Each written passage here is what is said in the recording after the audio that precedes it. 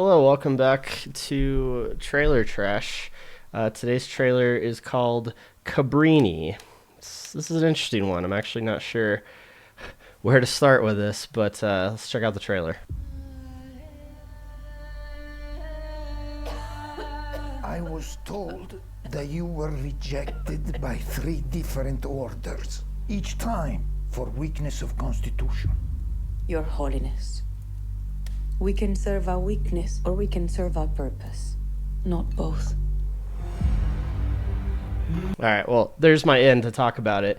Yes, this is a movie from Angel Studios, which is an interesting studio. It's an interesting discussion because ever since they kind of took the world by storm, Hollywood by storm, I don't know. The Sound of Freedom was this big sensation, was this big deal, mainly due, I feel, because of the message it was trying to say about, actual child sex trafficking and stuff. But what's interesting is Angel Studios, given the name, it is a Christian studio, but you wouldn't know it right off the bat from seeing movies like Sound of Freedom. And I kind of appreciate that because it's very rare. In fact, I couldn't tell you an example because I don't consume Christian filmmaking at all. But from what I have seen, it is usually those types of movies are incredibly pandering. Was it Heaven is for Real? God's Not Dead? Like, to my, again, never saw them, but to my understanding, they kind of beat you over the head with the whole, Jesus and God and, faith and all this stuff. But not Angel Studios, at least not with Sound of Freedom, which was really fascinating to me, especially since, you could point out religious context in the movie, but it's very subdued. And it's more of like, if then if... what was it? The kid, one of the survivors, gives him a necklace or a pendant of Saint Jude, I think, the Saint of Lost Souls, and it's just like that's it. That's as religious as it gets. And so it's kind of this fascinating thing where it's like, if then it's a nice little like, oh, I know what that means. I get the reference. But if you don't, it's just okay. It's a necklace of some religious person. Moving on with the rest of the story, it doesn't focus in on that. It doesn't make a big deal out of that per se. Granted, it is a movie based on a true story, much like this one. So I feel like that's where they get away with not being overly zealous, I would say, with the religious iconography is, they kind of try to keep it within the realm of the source material, which I don't even know if the main dude from Sound of Freedom was particularly religious, but that was just, something I'd assume happened, though, again, based on true story. Take it with a grain of salt. But this isn't a Sound of Freedom review. This is a trailer on Cabrini. But I felt like I had to begin by talking about that because it's a fascinating studio. So I'm curious to see where they go with this or all their other films along the line. My sisters, if we are to build an empire of hope, it seems we must first conquer New York. Where hope goes to die. Filthy Dagos. They just keep coming. Dagos. Whatever happened to the word Dago as a slang term for Italians? How did that die? I wonder. We don't use that anymore, do we? I don't do people even know that was a thing? Because I don't know. That fascinates me. How did that word die? Mio papà si è suicidato e mia mamma è morta di tifo. In America, the greatest nation on earth, rats have it better than the children of 5 points. It's not safe. Not for you. Be careful. This place will eat you alive. Doctors tell me 5 years. 5 would be a miracle. In that case, I should get to work. But you should... What? Wait, hold on. I should get to work. I should something... What? I should get to work. I have no idea what's being... Oh, closed captionings. Here. Okay. In that case, I should put the work. I should put the work. I need an orphanage. I need an orphanage. See, now I have the closed caption. I should put the work? Is that what she's saying? I guess I could kind of hear that. Miracle. In that case, I should put the work. I should put the work in? I think that's what she's saying. I should put the work in. I don't know why I'm having such a hard time hearing that. I need an orphanage with more room, where my children can be children. I'd like you to keep your crime and your filth out of this neighborhood. The mayor will find. Wait, what? Hold on. That line. I want you to keep your crime and your filth out of this neighborhood. He's addressing a nun? Crime and your filth out of this neighborhood. Yeah, he's talking to her. Yeah, sister. Keep your crime and your filth out of my neighborhood. Frickin' nuns, man, I tell you. It's weird. The mayor will find a way to get you out. You have an election coming up, do you not? I believe I'm being threatened by a nun. Holy shit, that's John Lithgow. I think. It sounds like John Lithgow. Kind of looks like John Lithgow. Dude played an alien. And I'm sure he did other stuff. Harry and the Hendersons? John Lithgow? I don't know why I love John Lithgow so much. I just do. It's kind of a Paul Giamatti type situation. Couldn't name you a lot of movies he was in, but I love the guy. You have swatted the hornet's nest. Get out, Dagos! Go! There it is with the Dagos again. I get it, they're Italians. I get it, they weren't accepted into the country right off the cuff, but Dagos. This movie is going to bring that word back, I tell you. People are going to be like, oh yeah. Yeah, that was a thing. I think someone also says it in Rocky, but at that point it's just endearing. It's, doesn't seem like there's any hate behind it. I want the best hospital for your people and for mine. We have to show America we are all people of dignity. This project is overly ambitious, perhaps unrealistic. We are bold, or we die. This is how I learned to live in America. Cabrini, you would have made an excellent man. Yeah, so when I went and saw Sound of Freedom, there were trailers for other Angel Studio movies. Studios, Angel Studios. Not Angel Studio. Angels, anyway. And there's a trailer for Cabrini. This is like the second one, so I don't think this was the one that was in theaters. And it interested me, and so I figured I'd kind of cover it. But also, when I saw it in trailers in theaters, International Women's Day, and I'm just like, that's so, I don't know, it's so punk rock of them, to like make a movie that's all like women power and yeah, you go girl, you don't need no man, but make it about nuns. And all of a sudden it's like, oh yeah, they're women too, so they're just as capable of being strong and independent, but it's like not the first thing you think of when you think feminism. So it's very fascinating. I mean, if it was intentional, it's very subversive of them. I kind of dig it. But yeah, so Cabrini, a movie about a nun. I kind of wanted to go into this being like, you don't see a lot of nun representation in films. Representation, there's a word. But then I realized that there was like the Sister Act, literally the horror series about a nun.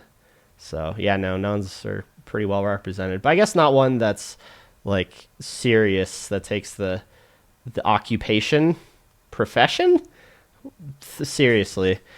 But yeah, with that, let's check out the comments. St. Francis Javier is it's Italian, not Spanish. Cabrini is the first canonized U.S. citizen. As an Italian-American Catholic, I am beyond excited to see this movie. Thank you, Alejandro Monteverde, for making this film. I didn't know that. That's interesting. Canonized U.S. citizen. That can't be. Really? That's wild. And also, yeah, thanks Alejandro Monteverde. You Dago. It's terrible. It's all in fun. I apologize. I'm like a child. I hear an old slang word and I just like it just sticks in my head and I gotta use it a bunch before I wear myself out. Finally, an Italian actress portraying an Italian character where her accent is original and serves a purpose and is not just mockery. Happy to see Cristiana Delana see her hard work paying off. She has grown so much. I don't know. There must have been other Italian accents that serve a purpose and not just mockery, as they put it. I mean, friggin' Sofia Coppola. she's got to be Italian with a last name like Coppola. Oh wait, no, just kidding. She didn't use an Italian accent in The Godfather. Also, it's really bad that The Godfather is the only example I can think of right now. I'm really digging myself a hole here. Just got back from watching The Shift in a theater. Did not disappoint. I'm a sci-fi fan, though. Saw the preview for this movie at the theater. Looking forward to it. Oh, okay. I was like, why is this in the comment section? But you got there. You got there. Was it Shift? Is that a... Oh, I wonder if you saw the trailer in theaters. I wonder if The Shift was another... There was another Angel Studios trailer that looked really bonkers where it was like dimensional shifting, so maybe it is The Shift. But yeah, clearly not based on a true story like the last two. And also, I don't know where religion would play a part in that, but yeah, I was like... It was funny to go from, I'm going to watch a movie about child trafficking based on a true story. I see a trailer about a nun moving to America based on a true story to dimension shifting and stuff. It's like, wait, what? They're really diversifying their selections. I am being threatened by a nun, not words you hear every day. Yeah, that's a great line. I always enjoy. That's a good delivery. John Lithgow, mwah. For whatever reason, just always on top of it. We are bold or we die. Chills. Oh, see, I heard in that line, we are old or we die, which I was like, that makes sense too, but no, we are bold or we die. That definitely is more of an impactful statement. I don't know why I'm having such a hard time understanding her in this trailer. It could be the speakers, honestly, because I have to hear this through the computer speakers. So maybe when editing this, it's easier to understand. Or, again, I'm just digging myself a hole and making myself look bad to Italians. To the Angel Studios producers/owners, please consider producing the entire Chronicles of Narnia if you can get the rights to it. The BBC did the first 4 pretty well. Disney did a half-big job on the first and then slapped their own stories together for the next 2. Then they quit production because there wasn't enough interest. Well, I think people didn't like the Disney's abuse of poetic license, if you can call it that. And anyway, nobody has done The Horse and His Boy, The Magician's Nephew, or The Lost Battle yet. So even if you could just do those 3, some of us would be ecstatic, especially if they're all done well and didn't deviate from the books much. And if you see this post, then thank you for reading it. Well, thank you for writing it. It's always interesting to me when I read what seems like a rambling comment, but halfway through it I start thinking, I got a few things to say about this as well. Like, The Magician's Nephew, I always thought would make an interesting adaptation to film. It would never work because it's like the genesis of Narnia, like the creation of Narnia, but still like a cool concept because it's like, I think it's 2 kids and like a crazy uncle or something, and they keep, I think a cabbie too, like a random cab driver gets sucked into this like dimension, like shifting dimensions where they just kind of like hop through these portals to other worlds, and then eventually they come to the creation of Narnia. And it's just kind of a cool concept. And also the Ice Queen, or whatever her name is, her origin story is in The Magician's Nephew, and I remember reading it and thinking, like, it's just a cool story, but I remember thinking it would be neat to try to transfer that to film, because her whole plot was that in her world there was like, she was a witch, and there's like this unspeakable word that if you utter it, it annihilates all existence. And for whatever reason, she says it. There's like this epic war going on, and she just says the word, and everybody's just gone except for her. And so when the kids stumble into this world, it's just completely barren and empty, and all they find is the Ice Queen, the White Witch. What was her name? Anyway, but then yeah, she follows them back, and she ends up in Narnia when it's created and stuff. I mean, you could do a lot with that too. It's like psychedelic, you know, like nothing makes sense. Gravity is just completely screwed over because the world doesn't exist yet. I don't know, that'd be kind of fun. Yeah, that's my story about the Chronicles of Narnia and how they should make that into a movie, damn it. Or other books of the series into a movie, damn it. What was I talking about? Cabrini. Yeah, it looks interesting. Again, movies based on true story, I take with a grain of salt, because it's, you know, chances are antagonists or, you know, stuff in this movie, Cabrini's opposition may very well be stuff made up for the sake of drama and what have you. Though, to be fair, I feel like there is very real reason to believe that, you know, an Italian nun moving to America probably had a hard go of it during those times, for sure. So, but still, you know, even though it looks interesting to me, and again, I liked Sound of Freedom, I gotta stick with my, you know, morals here and say that if a movie based on a true story, like, probably not a lot of it's real. But that's what was interesting about The Sound of Freedom, is that it was more what it was about than what happened with these characters. Like, yeah, a lot of that stuff probably was made up for the sake of drama, but it was more like a call to action about child sex trafficking, which, yeah, that's, you know, good enough reason to make a movie as any. So the fact that it was based on a true story kind of gets shoved by the wayside. And again, maybe why it was less religious too. You know, going with my whole curiosity of, if is Angel Studios just another one of those, you know, is Cabrini going to be like a literal Deus Ex Machina, like miracles just happen? It's based on a true story though, so you couldn't really do your typical Christian filmmaking thing where it's like, I'm dying of cancer, but I found God, I'm cured, you know, kind of thing. It's my rundown of most movies like that. So yeah, I've got to wonder how they handle Cabrini, and again, I'm blown away if they are just a religious studio that doesn't pander to that crowd and is just trying to tell good stories. And if religion's involved, you know, it's they're in a healthy capacity, I would say. You know, thinking about it, I took a world religions class in college, and we took 2 field trips.